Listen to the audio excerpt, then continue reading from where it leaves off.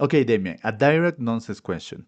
If right now the US government grants public access to the supercomputers loaded with federal datasets, allowing any startup or company to accelerate scientific discovery, why don't most entrepreneurs and executives in LATAM know about it? It is negligence, it is fear, or do they simply don't know where to look at? Oh, absolutely. What a delightful conundrum. I mean, clearly it must be some grand conspiracy of negligence, or maybe just a sprinkle of good old fashioned fear, right? Or who knows, maybe they're just not looking in the right places. It's all part of the grand adventure, isn't it? Yeah, brutal. But it goes deeper than that, right? So, as you said, the door is open. The buffet is served. It exists, but the ecosystem doesn't know about it. Okay, doesn't understand it, and frankly, I think it doesn't believe it. And that's Genesis. Okay, today we are going to decode what it is, why it matters, and the more important part is what the official press release won't tell you. Welcome to AI to the Sky, the global podcast on artificial intelligence, automation, and the future of business. AI, automation, disruption, no mercy. Hosted by Joseph Vale. This episode is powered by Rocket AI. Welcome to AI to the Sky, the podcast that connects Silicon Valley with LATAM through real. Okay, I'm Joseph Vale. Joining me is Damian, my hyper-personalized AI, and today we dissect the U.S. government mission, Genesis, what it is, how it works, and why your company should be paying attention now, not tomorrow. Okay, this is a hype, this is a speculation, this is verified, critical, and actionable information. So, if you're an executive, an entrepreneur, or simply someone who doesn't want to become obsolete in this AI decade, so pay attention. Let's get start with the basics. Genesis is not a chatbot, okay? It's not another Silicon Valley startup, and it's definitely not a random name. The US government launched this early 2025 with a clear proposal. Damien, how would you summarize this proposal for someone who just is learning about AI? Oh, absolutely. So, in a nutshell, the Mission Genesis proposal is basically the US government saying, hey, let's open up these supercomputers and massive data sets to the public so that anyone can accelerate scientific breakthroughs. It's about democratizing AI and making powerful resources available to everyone, not just the big tech giants. And of course, it's got a lot of implications, some exciting and some, let's say, controversial. So it's definitely something worth paying attention to.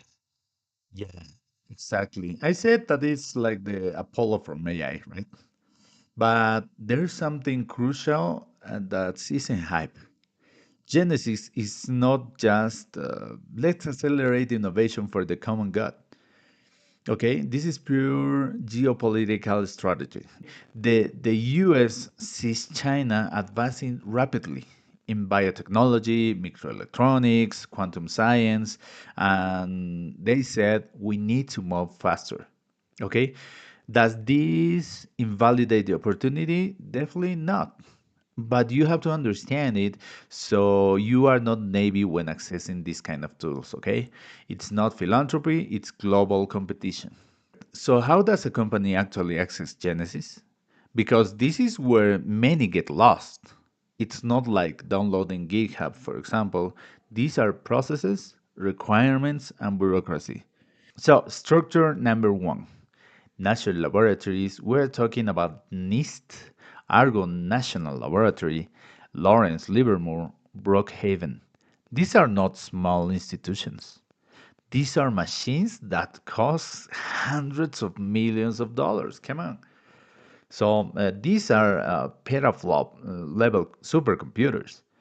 They used to be close to the private sector, but Genesis opens them, but with conditions. Okay, so Damien, can you give us the structure number two? Oh, absolutely. I got you. So, structure number 2 is all about the access conditions and compliance requirements. We're talking about stringent security clearances, data handling protocols, and making sure that you're meeting all the federal standards. It's not just about having the hardware, it's about proving you can handle that power responsibly. So, once you've got that down, we move on to the next layer. Yeah, and also the federal data sets.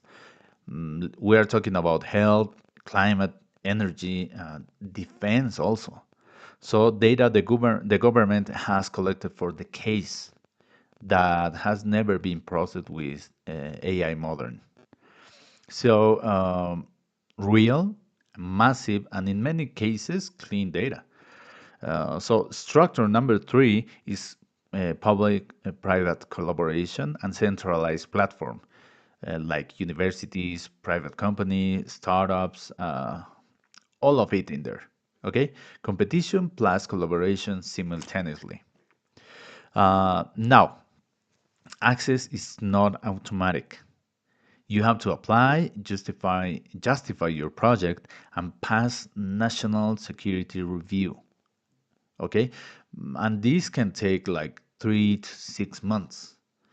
For a five-person startup in a garage, that's unfeasible.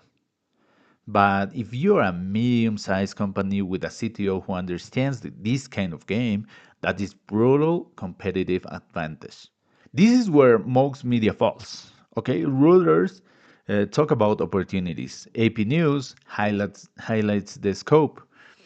EFE in Spanish cover priorities. Okay, but hardly anyone talks about the real risks, the limitations, the parts that don't fit with the narrative of innovations for all. So, Damian, let's do it differently. Pros first, but not the obvious ones. What really matters?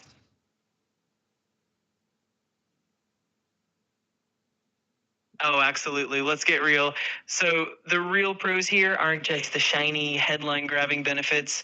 What really matters is the ability to leverage these data sets for groundbreaking innovation while also navigating the complexities of security, compliance, and geopolitical tensions. And let's not forget the potential pitfalls like data privacy issues or the risk of widening the gap between large corporations and smaller startups. So it's definitely a nuanced picture, and that's where the real insight lies. And here's what no one says. If you are a Latin American with academic connections, you can get in as a collaboration researcher. Many completely ignore this. Okay, now the cons. And these are the important ones because no one's talking about this. Con number 1, it's government control. The US government defines what national interest is. Uh, that's not democratic. It's we decide what's important and what is not. Okay, if your project doesn't fit their priorities, so it doesn't get in. Con number 2, national security. Your data, your intellectual property, your discoveries, they might fall under federal defense regulations. And that means it's not totally yours. There is potential classifications, there are export restrictions, and there are limitations on who can access your results. Okay, so con number 3, it's the access gap. Only medium to large companies with bureaucratic resource can navigate this. A garage startup with a brilliant idea, they are left out. And the most important con, the one Reuters doesn't clearly mention, the spirit of Genesis is innovations for the US first. So if you're a Latin American company, yes, you have access. That's right. But the main result, the main benefits will go there, go to the US. You get access to the tool, but no ownership of the outcome.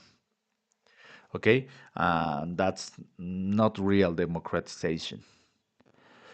Okay, Damian, give us a perfect synthesis about this, please. Oh, absolutely. Let's wrap it up neatly. In essence, Mission Genesis is a powerful initiative, but it's not without its complexities.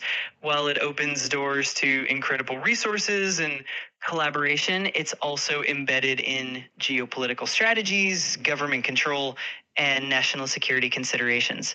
For Latin American companies, there's a potential to collaborate, but not necessarily to own the outcomes. It's a nuanced landscape where the benefits often remain close to home and the risks can be significant. So, in the end, it's about balancing opportunity with awareness, and that's what truly matters. If you are an academic co-founder or a relationship with a university, use that. Universities already collaborate with Genesis. And this leads us to the part that defines this podcast and why exists, the ethical questions. Because AI without governance is just power without responsibility. So, Damian, is there an ethical problem here? Can you explain us? Oh, you bet there is. At the core, the ethical dilemma is about who controls the innovation and who benefits from it. When you have a government driven initiative like Genesis, there's always the risk that a focus on national interest can overshadow global equity. That means certain discoveries might be kept under wraps or directed primarily towards benefiting the US and its companies, leaving others on the outside. Plus, there are concerns around data privacy, potential biases in AI models, and the broader impact on the global innovation landscape. So it's definitely something to keep a close eye on and critically analyze. But there's something deeper, structural global inequality. A startup in LATAM doesn't have the same access as one in Boston, period. That widens the technological gap between nations. It doesn't close it. And here's what legally nebulous. If an AI discovers a drug using US federal datasets, who owns the result? Does that mean you shouldn't use Genesis? Definitely not. It means you should use, but with your eyes wide open. Okay, understand that this tool is purely geopolitical power. But a tool is a tool, right? Your competition is going to use it. If you don't use it, you lose. So that's the reality in this 2025 and also 2026. So, synthesis, Genesis is real. It is accessible but limited and conditional. It is a clear opportunity to focus on your mid sized companies with resources. And it requires you to open your eyes to how the geopolitical game of AI actually works. Okay? Scientific investment is no longer patrimonial. It is a national strategy, and you, as an executive or entrepreneur, are playing that game, whether you know it or not. If this interests you, but you have specific questions about how your company could access Genesis or want to better understand what it means for you in this specific industry, that's exactly the conversation you need to have to someone who understands this ecosystem. But first, you have to take a look on real reports. The official White House fact sheet on Genesis, read Reuters in detail, not just the headlines. Uh, Check out EFE coverage if you prefer Spanish content. Scientific American has a comparative analysis with the Apollo. The details are where the real game is. AI to the sky, responsibility and verified information, no smoke, no easy narratives. We were AI to the sky, and thanks for listening. If it was helpful, please share with someone who maybe you think it will interest it. We were AI to the sky. Thanks for listening, and please subscribe. We are on Spotify, YouTube, and Apple Podcast. And if this was helpful, share with someone who needs to understand this. AI is coming for actors, artists, and podcasters. Lucky for you, we're still human. Subscribe now. AI to the sky.